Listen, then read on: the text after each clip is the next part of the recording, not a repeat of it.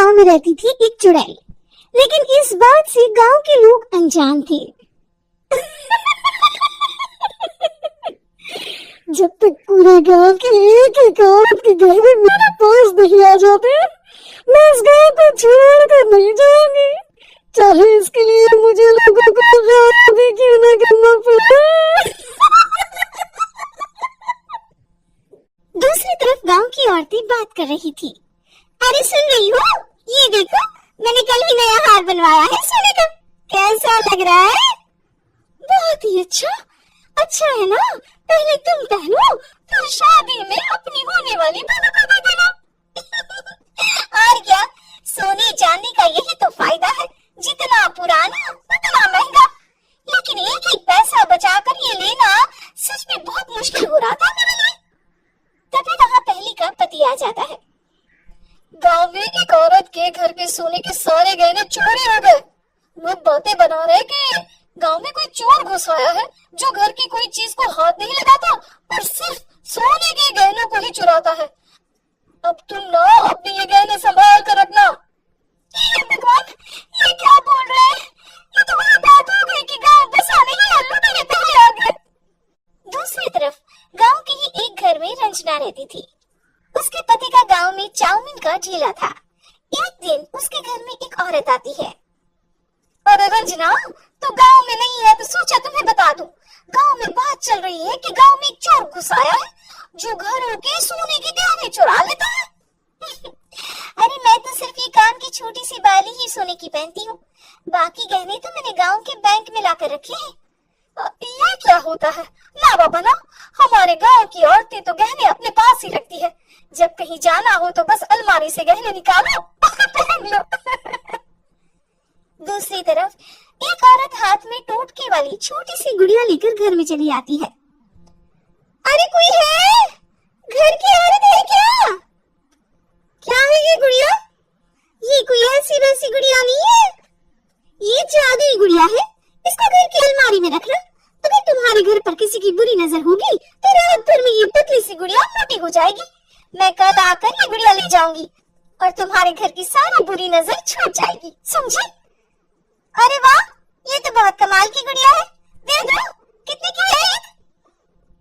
अरे नहीं नहीं नहीं, ये फेंकी है। मेरा काम इस पूरे गांव को बुरी नजर से दूर रखने का है। हाँ। भली औरत उसके हाथ से वो गुड़िया लेकर अलमारी में रख देती है। लेकिन अगली सुबह जब वो उस गुड़िया को देखती है तो पतली सी गुड़िया मोटी हो चुकी होती है। हे भगवान, ये क्या? किसने मेरे घर को बुरी नजर से बांध रखा था? तभी वो गुड़िया वाली भी आ जाती है। मैंने कहा था ना, घर पर बहुत ज्यादा बुरी नजर है। लाओ, ये गुड़िया मुझे दे दो। औरत वो गुड़िया उठाकर उसे दे देती है। गुड़िया हाथ में आती ही वो औरत उसे लेकर सीधे गांव के बाहर की खाली हवेली में चली जाती है और साधारण औरत से चुड़ैल बन जाती है।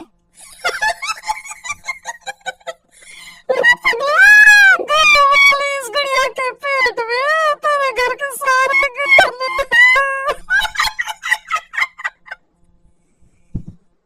इतना बोलकर वो गुड़िया को फाड़ देती है और सारे गहने निकाल लेती है। वहीं दूसरी तरफ, हे भगवान, मेरे घर के सारे गहने चोरी हो गए। उस औरत के घर के आसपास लोगों का जमावड़ा हो जाता है और लोग बातें करने लगते हैं। जी, ये भी कर गया, पता नहीं कौन चोर है जो इतनी होशियारी से गहने चुरा लेता है। कुछ समझ में नहीं आ रहा कि कौन है। लोग तो घर से कहीं जाते भी नहीं है, न ताला लगे न घर खाली हो, फिर भी रातों रात गहने चोरी हो जाते हैं। आराम पे कहते हैं लोगों को बारी बारी चौकीदारी करनी चाहिए। चोर को तो पूरे गांव वाले मिलकर पकड़ लेंगे। लोग बारी बारी घरों की चौकीदारी भी करते हैं, लेकिन चोरी होने का सिलसिला रुकता ही नहीं। फिर एक दिन रंजना के पड़ोस से भी रोने की आवाज आती है।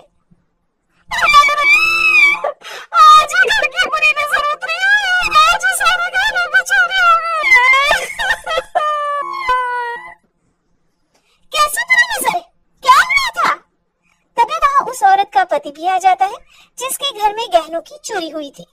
हाँ, मेरी बीवी ने भी किसी गुड़िया को घर में बुरी नजर उतारने के लिए रखा था, लेकिन अगले दिन गहने चोरी हो गए। अब रंजना को कुछ कुछ बात समझ में आ जाती है।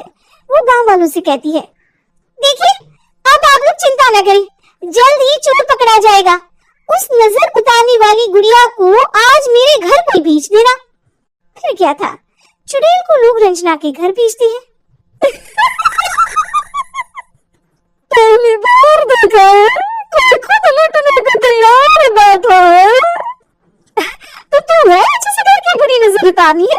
ये ले गुड़िया, ये सुबह तक मोटी हो गई तो समझो तुमको और तुम्हारे घर वालों को नजर लगी है। हाँ हाँ, मैंने काफी सुना है। तुम ये गुड़िया मेरे घर छोड़ देना। अरे क्यों नहीं, कल सुबह आऊंगी जब गुड़िया तुम्हारे घर की सारी बुरी नजर लेकर मोटी हो जाएगी, ठीक है? अब क्या था, रात को रंजना ने पूरी नजर गुड़िया पर रखी। वो अपने पति और गांव के कुछ लोगों को घर की खिड़की से घर के अंदर नजर रखने को कह देती है, और फिर जो नजारा सब देखते हैं वो हैरान करने वाला होता है। गुड़िया धीरे से अलमारी खोलकर बाहर आती है। अलमारी के सारे गहने लेकर घर में जहाँ जहाँ गहने होते हैं वो लेकर अपने मुंह से खा जाती है। वो जितने गहने खाती उतनी ही मोटी हो जाती और फिर अलमारी में बंद हो जाती है। गांव वाले डर के मारे वही बेहोश हो जाते हैं। लेकिन सुबह जब वो औरत गुड़िया लेने आती है, रंजना उसका सामना करती है। ये देखो, गुड़िया कितनी मोटी हो गई है, लगता है मेरे घर में बहुत लोगों की नजर लगी है। मामा, ये गुड़िया मुझे दे दे, अरे बहुत कीमती गुड़िया है ये। तेरे घर की सारी बुरी नजर मैं गांव के बाहर वाली हवेली में फेंक आती हूँ। शाम को फिर लोगों के घर इसे लेकर जाना है ना, इसमें तो मेरी जान बसती है, जान। रंजना गुड़िया को चुड़ैल की तरफ बढ़ा देती है, लेकिन फिर वापस ले लेती है और गुड़िया के हाथ मोड़ देती है। जैसे ही गुड़िया के हाथ मोड़ती है, चुड़ैल का हाथ भी मुड़ जाता है। अच्छा, तो ये वो गुड़िया है जिसमें तुम्हारी जान बसती है।